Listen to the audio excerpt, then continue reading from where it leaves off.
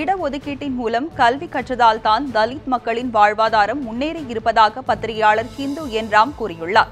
Chennai Loyola கல்லூரி வளாகத்தில் முதுகளத்தூர் படுகொலை தமிழ்நாட்டில் ஜாதியும் தேர்தல் அரசியலும் என்ற ஆங்கில நூல் வெளியீட்டு நிகழ்ச்சி நடைபெற்றது.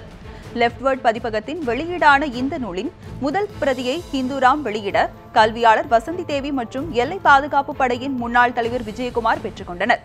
இந்நிகழ்ச்சியில் மார்க்சிஸ்ட் கம்யூனிஸ்ட் முன்னாள் பொதுச் செயலாளர் பிரகாஷ் காரத் சிறப்பு விருந்தினராக கலந்து கொண்டார். இந்த நூல் தொடர்பாக பேசிய ஹிந்துராம், இடஒதுக்கீட்டின் மூலம் கல்வி கற்றதால் தான் தலித் மக்களின் வாழ்வாதாரம் முன்னேறி இருப்பதாகவும் இன்னும் மாற வேண்டிய நிலையில் தான் அவர்கள் இருப்பதாகவும் குறிப்பிட்டார். ஜாதி மோதல்களின் போது போலீசாரின் சவாலான பணிகள் குறித்து விஜயகுமார் விளக்கி பேசினார். சீசன் முடிவடைந்ததால் வேடந்தாங்கல் பறவைகள் சரணாலயம் ஜூன் 1ஆம் தேதி முதல் மூடப்படும் என வனத்துறையினர் அறிவித்துள்ளனர். காஞ்சிபுரம் மாவட்டம் வேடந்தாங்கல் கிராமத்தில் உள்ள ஏரியில் பிரசித்தி பெற்ற வேடந்தாங்கல் பறவைகள் சரணாலயம் இயங்கி வருகிறது. பறவைகள் சரணாலயத்தில் சீசன் தொடங்கியதை அடுத்து கடந்த ஆண்டு செப்டம்பர் மாதம் சரணாலயம் திறக்கப்பட்டது. சரணாலயத்திற்கு Australia, Siberia, China, Kazakhstan, Malaysia உள்ளிட்ட பல்வேறு வெளிநாடுகளிலிருந்து 20,000க்கும் மேற்பட்ட 26 வகை பறவைகள் வந்தன. அவை ஏரியில் தங்கி இரை தேடி இனப்பெருக்கம் செய்துவிட்டு தற்போது சென்றுவிட்டன. இந்த சீசனில் மொத்தம் 90,678 சுற்றுலா பயணிகள் சரணாலயத்தை கண்டு ரசித்துள்ளதாகவும், கோடை காலம் காரணமாக தற்போது வேடந்தாங்கல் ஏரியும் வறண்டு விட்டதால் ஜூன் 1ஆம் தேதி முதல் பறவைகள் சரணாலயம் மூடப்பட்டு உள்ளதாக வனத்துறை தெரிவித்துள்ளது. புழல் மத்திய சிறையில் அடைக்கப்பட்ட விசாரணை கைதி ஒருவர் சிறையில் தூக்கிட்டு தற்கொலை செய்து கொண்ட சம்பவம் பெரும் பரபரப்பை ஏற்படுத்தியுள்ளது. சென்னை வளசரவாக்கத்தில் முன்விரோதம் காரணமாக அதிமுக பிரமுகர்கள் கடந்த பிப்ரவரி மாதம் வெட்டி கொலை செய்யப்பட்டனர். இந்த கொலை வழக்கில் செந்தில்குமார் மற்றும் அவருக்கு உடந்தையாக செயல்பட்டதாக கூறி மேலும் 4 பேரை கைது செய்யப்பட்டு நீதிபதி முன் ஆஜர்படுத்தப்பட்டு புழல் சிறையில் அடைக்கப்பட்டனர். இந்நிலையில் சிறையின் கழிவறை ஜன்னல் கம்பியில் லுங்கியால் தூக்கிட்டு தற்கொலை செய்து கொண்டார். இதனையடுத்து காவல்துறையினர் பிரேத பரிசோதனைக்காக ஸ்டான்லி அரசு மருத்துவமனைக்கு அனுப்பி விசாரணை நடத்தி வருகின்றனர். வேலூர் மாவட்டம் சோளிங்கரில் திருமண மண்டபத்தில் வைக்கப்பட்டிருந்த 60 சவரம் நகை மற்றும் 50,000 ரூபாய் பணத்தை கொள்ளையடித்து சென்ற மர்ம நபர்களை போலீசார் தேடி வருகின்றனர். சென்னை மேடவாக்கத்தை சேர்ந்த ஓய்வு பெற்ற பேராசிரியர் விஜயகுமார் மனைவி பிரேமாவுடன் சோளிங்கரில் நடந்த திருமண நிகழ்ச்சிக்கு சென்றார். திருமண மண்டப அறையில் பிரேமா தமது கைப்பையில் 60 சவரம் தங்க நகை 50,000 ரூபாய் பணத்தை வைத்திருந்தார். இந்நிலையில் கைப்பையில் இருந்த நகை மற்றும் பணம் மாயமானதை கண்டு பிரேமா அதிர்ச்சியடைந்தார். இச்சம்பவம் குறித்து சோளிங்கர் காவல் நிலையத்தில் புகார் அளிக்கப்பட்டது. அதன் பேரில் வழக்கு பதிவு செய்த போலீசார் மர்ம நபர்களை தேடி வருகின்றனர். நாங்குநேரி அருகே மாட்டிறைச்சி கழிவுகள் ஏற்றி வந்த லாரி கவிழ்ந்து விபத்துக்குள்ளானதில் இறைச்சி கழிவுகள் ரோட்டில் சிதறியதால் அப்பகுதியில் துர்நாற்றம் வீசியது. கேரளாவில் இருந்து மாட்டிறைச்சி மற்றும் எலும்பு கழிவுகளை ஏற்றிக்கொண்டு ஒரு மினி லாரி நெல்லை மாவட்டம் அம்பாசமுத்திரத்தில் உள்ள அரவை கூடத்திற்கு வந்து கொண்டிருந்தது. லாரியை வெள்ளாங்குழியை சேர்ந்த ஓட்டுநர் முத்து ஓட்டி வந்தார். நாங்குநேரி அருகே உள்ள தளபதி சமுத்திரம் அருகே வந்தபோது மினி லாரி திடீரென கட்டுப்பாட்டை இழந்து அங்கும் இங்கும் ஓடி சாலையில் கவிழ்ந்தது. இதில் ஓட்டுநர் முத்து, கிளீனர் பாலகிருஷ்ணன் ஆகியோர் லேசான காயங்களுடன் உயிர் தப்பினர். இந்த விபத்தில் மினி லாரியில் இருந்த இறைச்சி கழிவுகள் சாலையில் கொட்டியதால் அப்பகுதியில் பயங்கர துர்நாற்றம் வீசியது. இதனால் வாகன ஓட்டிகள், பயணிகள் கடும் அவதிக்குள்ளாகினர். இதுகுறித்து தகவல் அறிந்து வந்த ஏர்வாடி போலீசார் சம்பவ இடத்திற்கு விரைந்து வந்து போக்குவரத்தை சீர் செய்தனர். சாலையில் சிதறிய இறைச்சி கழிவுகள் மற்றொரு லாரியில் ஏற்றப்பட்டு அங்கிருந்து அகற்றப்பட்டது. புதுக்கோட்டை மாவட்டம் இலுப்பூர் அருகே மலைக்குடிப்பட்டியில் பச்சிளம் குழந்தையை குளத்தில் வீசி சென்ற சம்பவம் அப்பகுதியில் பெரும் அதிர்ச்சியை ஏற்படுத்தியுள்ளது. புதுக்கோட்டை மாவட்டம் மலைக்குடிப்பட்டியில் உள்ள வண்ணான் குளத்தில் பச்சிளம் குழந்தையின் உடல் நீரில் மிதப்பதாக காவல்துறைக்கு தகவல் கிடைத்தது. தகவல் அறிந்த காவல்துறையினர் சம்பவ இடத்திற்கு சென்று குழந்தையின் உடலை மீட்டனர். அது பிறந்து சில நாட்களேயான குழந்தை என்பது தெரிய வந்தது. குழந்தையை இரத்தக்கரை படிந்த துணியுடன் வீசி சென்றுள்ளதும் தெரிய வந்தது. பின்னர் குழந்தையின் உடலை மீட்டு காவல்துறையினர் அரசு மருத்துவமனைக்கு பிரேத பரிசோதனைக்கு அனுப்பி வைத்து விசாரணை நடத்தி வருகின்றனர். சிவகங்கை அரசு மருத்துவமனையில் உள்ள சிடி ஸ்கேன் மையத்தில் ஏற்பட்ட திடீர் தீ விபத்தில் 10 லட்சம் மதிப்பிலான பொருட்கள் எரிந்து சேதமடைந்தன. சிவகங்கை அரசு மருத்துவக் கல்லூரி மருத்துவமனையின் அவசர சிகிச்சை பிரிவை அடுத்துள்ள பகுதியில் சிடி ஸ்கேன் மையம் செயல்பட்டு வருகிறது. இந்நிலையில் நேற்று மாலை அங்கு திடீரென புகை வருவதை கண்ட மருத்துவமனை ஊழியர்கள் தீயணைப்பு துறைக்கு தகவல் அளித்தனர். இத்தகவலை அடுத்து சம்பவ இடத்திற்கு விரைந்து வந்த தீயணைப்பு வீரர்கள் தீயை அடைத்தனர். இதனையடுத்து அப்பகுதி முழுவதும் புகை மண்டலமாக காட்சியளித்தது. தீயை விரைந்து அணைத்ததன் மூலம் பெரும் விபத்து தவிர்க்கப்பட்டதாகவும் மின் மாற்றியில் ஏற்பட்ட மின்கசிவின் காரணமாக இந்த விபத்து ஏற்பட்டதாக தீயணைப்புத்துறையினர் தெரிவித்துள்ளனர். இந்த விபத்தின் காரணமாக மருத்துவமனையின் பல்வேறு பகுதிகளில் மின்வசதி துண்டிப்பால் நோயாளிகள் கடும் சிரமத்திற்குள்ளாகினர். குன்னூரில் பழமை வாய்ந்த முத்துமாரியம்மன் கோவிலில் வான வேடிக்கையுடன் நடைபெற்ற பூக்குண்டம் திருவிழாவில் ஏராளமான பக்தர்கள் பங்கேற்று தங்களது நேர்த்திக்கடன்களை செலுத்தினர். நீலகிரி மாவட்டம் குன்னூர் அருகே பழைய அருவங்காடு பகுதியில் அன்னை முத்துமாரியம்மன் கோவில் அமைந்துள்ளது. இக்கோவிலின் ஆண்டு திருவிழா கடந்த 3 நாட்களாக வெகு விமரிசையாக நடந்து வருகிறது. இதன் ஒரு பகுதியாக முத்துமாரியம்மன் திருவீதி உலாவும் கரக உற்சவமும் நடைபெற்றது. இதில் ஏராளமான பெண்கள் மற்றும் ஆண்கள் தீச்சட்டி ஏந்தி தங்களது நேர்த்திக்கடன்களை செலுத்தினர். மேலும் கிராம மக்கள் சார்பாக மாவிளக்கு பூஜை மற்றும் ஊர்வலம் நடைபெற்றது.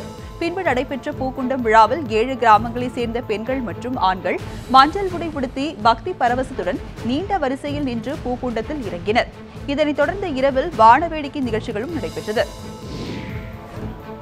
சிபிஎஸ்இ தேர்வில் மாற்றுத்திறனாளிகள் பிரிவில் கிருஷ்ணகிரி நாளந்தா பள்ளி மாணவி தர்ஷனா 483 மதிப்பெண்கள் பெற்று தேசிய அளவில் 3ஆம் இடம் பிடித்து சாதனை புரிந்துள்ளார். நாடு முழுவதும் சிபிஎஸ்இ தேர்வு முடிவுகள் வெளியானது. இதில் மாற்றுத்திறனாளிகள் பிரிவில் கிருஷ்ணகிரி நாளந்தா பொதுப்பள்ளியில் தர்ஷனா என்பவர் பயின்றார். இவரது தந்தை மோகன் வியாபாரம் செய்து வருகிறார். பிறவியிலேயே கண் பார்வை குறைபாடு காரணமாக பாதிக்கப்பட்டாலும் பெற்றோர் அளித்த ஊக்கம் காரணமாக சிபிஎஸ்இ 12ஆம் வகுப்பு தேர்வில் 483 மதிப்பெண்கள் பெற்று தேசிய அளவில் 3ஆம் இடம் பிடித்து தர்ஷனா சாதனை படைத்துள்ளார். மேலும் தான் மேற்கொண்ட பிகாம் பயின்று பிசினஸ் மேனேஜ்மெண்டில் சேர்ந்து படிக்க ஆசைப்படுவதாக தெரிவித்துள்ளார். விருத்தாச்சலம் விருத்தகிரீஸ்வரர் ஆலயத்தில் கொள்ளையடிக்கப்பட்ட நரசிம்மி என்ற கற்சிலை ஆஸ்திரேலியாவில் மீட்கப்பட்டுள்ளது. விருத்தாச்சலம் விருத்தகிரீஸ்வரர் ஆலயத்தில் கடந்த 2002ஆம் ஆண்டு நரசிம்மி என்கிற பிரித்யங்கரா தேவி கற்சிலை கொள்ளையடிக்கப்பட்டது.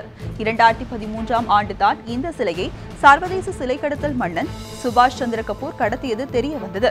சுபாஷ் சந்திர கபூர் கைதுக்கு பின் இந்த சிலை ஆஸ்திரேலியாவில் உள்ள தனியார் அருங்காட்சியகத்தில் இருப்பது தெரிய வந்தது. பின்னர் மத்திய அரசு ஆஸ்திரேலிய அரசுடன் பேசி இந்த சிலையை மீட்டது. மீட்கப்பட்ட சிலையை நேற்று விருத்தாச்சலம் குற்றவியல் நீதிமன்றத்தில் சிலை கடத்தல் தடுப்பு பிரிவு காவல்துறையினர் ஒப்படைத்தனர்.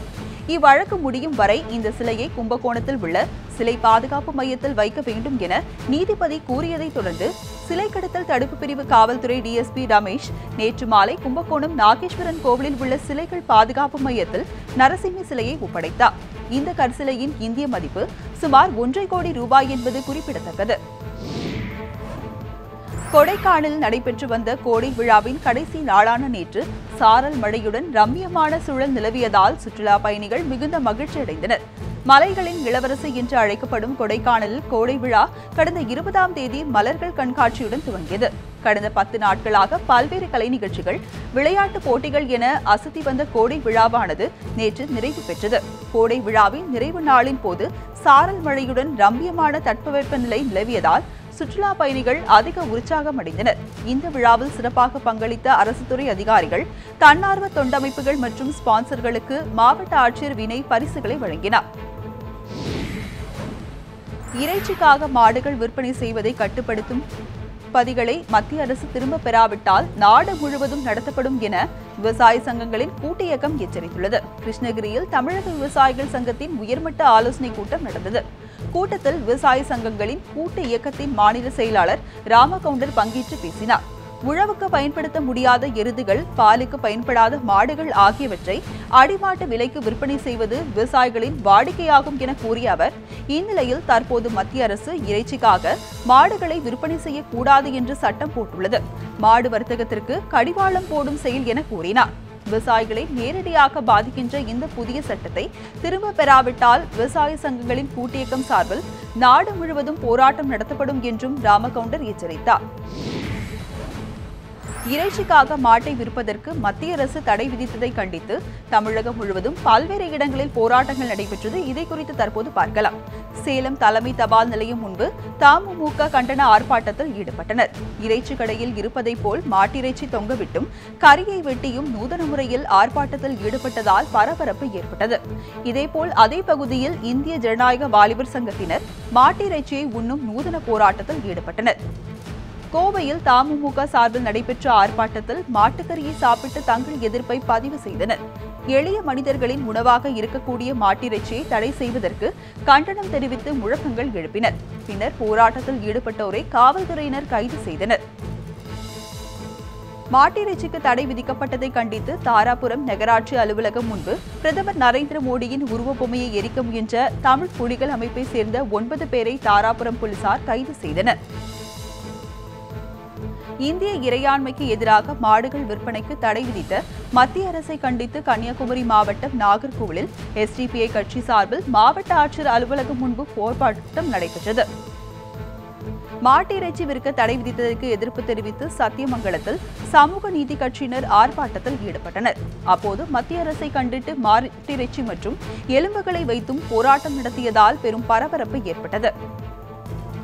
நெல்லை மாவட்டம் ஏர்வாடியில் நடைபெற்ற தமுமுக சார்பில் நடந்த கண்டன ஆர்ப்பாட்டத்தில் 200க்கும் மேற்பட்டோர் கலந்து கொண்டனர். அப்போது மத்திய அரசின் சட்டத்தை தமிழக அரசு செயல்படுத்தக்கூடாது என்பதை வலியுறுத்தியும் முழக்கங்கள் எழுப்பினர்.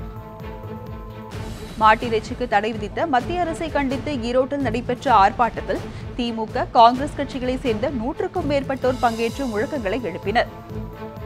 மதுரை தெற்கு வாசல் பகுதியில் மத்திய அரசு அறிவித்த இறைச்சிக்காக மாடு, எருமை, ஒட்டகம் உள்ளிட்டவைகளை இறைச்சிக்காக விற்கக்கூடாது என்ற அறிவிப்பை கண்டித்து தமுமுக சார்பில் கண்டன ஆர்ப்பாட்டம் நடைபெற்றது.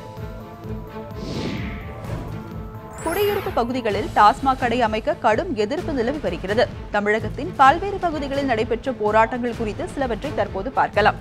நெல்லை மாவட்டம் மேலப்பாவூரில் பொதுமக்களுக்கு இடையூறாக இருக்கும் டாஸ்மாக் கடையை அகற்றக் கோரி அப்பகுதியைச் சேர்ந்த பொதுமக்கள் மற்றும் பள்ளி குழந்தைகள் மாவட்ட ஆட்சியரிடம் கோரிக்கை மனு அளித்தனர்.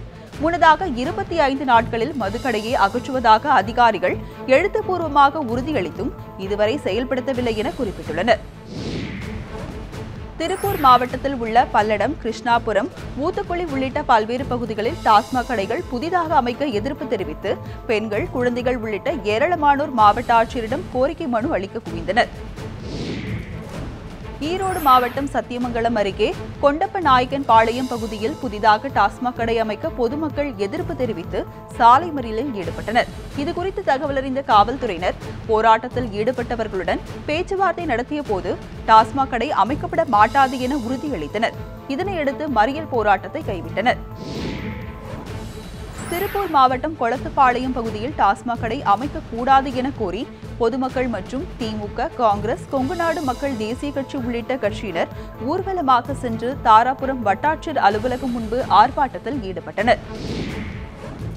ஈரோடு மாவட்டம் பவானி மற்றும் அதன் சுற்றுவட்டார பகுதிகளில் டாஸ்மாக் கடைகள் புதிதாக திறக்கப்பட்டதை கண்டித்து அப்பகுதியைச் சேர்ந்த பெண்கள் ஒன்று திரண்டு டாஸ்மாக் கடையை முற்றுகையிட்டு அப்பகுதியைச் சேர்ந்த பெண்கள் போராட்டத்தில் ஈடுபட்டனர்.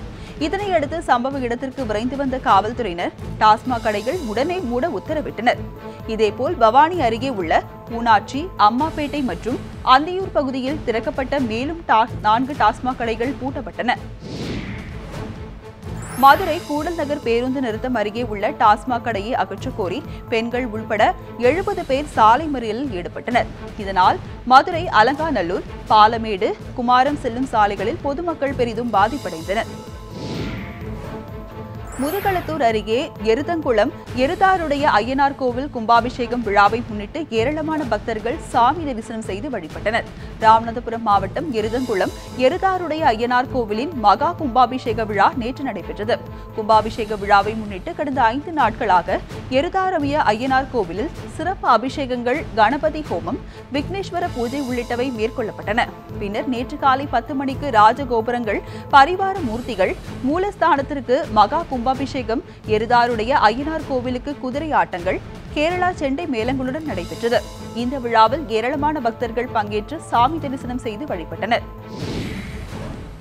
சென்னை சோழிங்கநல்லூர் அருகே தனியார் அடுக்குமாடி குடியிருப்பில் மென்பொறியாளர் வீட்டின் பூட்டை உடைத்து 80 சவரம் தங்க நகை மற்றும் 50,000 ரொக்கம் கொள்ளையடிக்கப்பட்டுள்ளது. சென்னை சோழிங்கநல்லூரை அடுத்து செம்மஞ்சேரி ஸ்ரீ கணபதி நகரில் தனியாருக்கு சொந்தமான அம்ரோசியா அடுக்குமாடி குடியிருப்புகள் உள்ளன. இதில் ஐயப்பன் என்பவர் தனது குடும்பத்துடன் வசித்து வந்தார். ஐயப்பன் சோழிங்கநல்லூரில் உள்ள விப்ரோ எனும் தனியார் மென்பொருள் நிறுவனத்தில் பொறியாளராக பணியாற்றி வருகிறார். அவரும் அவரது குடும்பத்தினரும் வெளியூர் சென்றிருந்ததை நோட்டம் விட்ட கொள்ளையர்கள் வீட்டின் பூட்டை உடைத்து உள்ளே புகுந்து 80 சவரம் நகைகள் மற்றும் 50,000 ரூபாய் ரொக்கப்பணத்தை கொள்ளையடித்து சென்றனர். அறந்தாங்கியில் முனீஸ்வரர் கோவில் திருவிழாவையொட்டி மாட்டு வண்டி மற்றும் குதிரை வண்டி பந்தயங்கள் நடைபெற்றன. புதுக்கோட்டை மாவட்டம் அறந்தாங்கியில் காரைக்குடி ரோடு முனீஸ்வரர் கோவில் உள்ளது. இக்கோவிலின் 25ஆம் ஆண்டு திருவிழாவையொட்டி மாட்டு வண்டி, குதிரை வண்டி, பூஞ்செட்டு மாடு உள்பட 6 வகையான பந்தயங்கள் நடைபெற்றன. இதில் 29 குதிரை வண்டிகளும் 43 இரட்டை மாட்டு வண்டிகளும் பங்கேற்றன. இப்பந்தயங்களில் வெற்றி பெற்றவர்களுக்கு பரிசுகளை கோவில் நிர்வாக குழுவினர் வழங்கி கௌரவித்தனர். பந்தயத்தை காண அறந்தாங்கியில் இருந்து புதுப்பட்டி வரை சுமார் 10 கிலோமீட்டர் தூரத்திற்கு ரசிகர்கள் கண்டு ரசித்தனர். ஓமலூர் அருகே கருப்பூரில் உள்ள மாரியம்மன், காளியம்மன் கோவில்களில் வைகாசி திருவிழாவையொட்டி ஏராளமான பக்தர்கள் நேர்த்திக்கடன்களை செலுத்தி வழிபட்டனர். சேலம் மாவட்டம் கருப்பூரில் உள்ள காளியம்மன், மாரியம்மன் கோவில்களில் வைகாசி திருவிழா நடைபெற்று வருகிறது. நேற்று பல்வேறு விதங்களில் அக்னி கரகம், பூக்கரகம், அலகு குத்துதல், கடவாயில் நீளமான பெரிய அலகுகளை குத்திக் கொண்டு பக்தர்கள் ஆடிப்பாடி மகிழ்ந்தனர். மேலும் தேர் இழுத்தல், தேங்காய் வண்டி இழுத்தல் போன்ற பல்வேறு நேர்த்திக்கடன்களை செலுத்தினர். இதேபோல் கோவில்களில் கரகாட்டம், கும்மியாட்டம், மயிலாட்டம், குறவன் குறத்தியாட்டம், தப்பாட்டம் போன்றவைகளும் நடைபெற்றது. திருவள்ளூர் அருகே உரிய அறிவிப்பின்றி ஆக்கிரமிப்புகளை அகற்றியதால் காவல்துறையினருடன் கடையின் உரிமையாளர்கள் வாக்குவாதத்தில் ஈடுபட்டனர். திருவள்ளூர் மாவட்டம் பொன்னேரியில் மாவட்ட மொத்த விற்பனை கூட்டுறவு பண்டக சாலைக்கு சொந்தமாக உள்ள இடத்தில் கடந்த 15 ஆண்டுகளுக்கு மேலாக சிலர் கடை மற்றும் வீடுகள் கட்டி வசித்து வருகின்றனர். அதற்கான வரியையும் செலுத்தி வந்த நிலையில் நேற்று அதிகாரிகள் ஆக்கிரமிப்புகளை அகற்ற ஜேசிபி இயந்திரங்களை கொண்டு வந்தனர். இதனையொட்டி காவல்துறை மற்றும் வருவாய்த்துறையினர் உதவியுடன் அக்கடைகளை அகற்ற முற்பட்டனர். உரிய கால அவகாசம் அளிக்காமல் கடைகளில் இருந்த பொருட்களை வெளியே எடுத்து அதிகாரிகள் சேதப்படுத்தியதாக கடை உரிமையாளர்கள் புகார் தெரிவித்தனர். இதனையடுத்து வாக்குவாதத்தில் ஈடுபட்ட அவர்களை வெளியேற்றி கட்டடங்களை இடித்து காவல்துறையினர் நிலத்தை மீட்டனர். விருத்தாச்சலம் ஒருங்கிணைந்த குற்றவியல் நடுவர் நீதிமன்றத்தில் நரசிம்மி என்கிற பிரித்தியங்கா தேவி சிலை ஒப்படைக்கப்பட்டது. கடலூர் மாவட்டம் விருத்தாச்சலத்தில் கடந்த 2002ஆம் ஆண்டு விருத்தாச்சலம் விருத்தகிரீஸ்வரர் கோவிலில் இருந்து நரசிம்மி என்கிற பிரித்தியங்கா தேவி எனும் கற்சிலையானது கடத்தப்பட்டது. இதுகுறித்த கோவில் நிர்வாகம் அளித்த புகாரின் பேரில் சிலை திருட்டு தடுப்பு பிரிவு போலீசார் வழக்கு பதிவு செய்து விசாரணை நடத்தி வந்தனர். இந்த நிலையில் இச்சிலை டெல்லி அருங்காட்சியகத்தில் இருந்து சென்னை கொண்டு வரப்பட்டு அங்கிருந்து நேற்று விருத்தாச்சலம் ஒருங்கிணைந்த குற்றவியல் நடுவர் நீதிமன்ற நீதிபதி ஜெயக்குமார் முன்னிலையில் அச்சிலை ஒப்படைக்கப்பட்டது. பின்னர் இச்சிலையானது கும்பகோணத்தில் உள்ள சிலை பாதுகாப்பு மைய காப்பகத்திற்கு பலத்த பாதுகாப்புடன் கொண்டு செல்லப்பட்டது.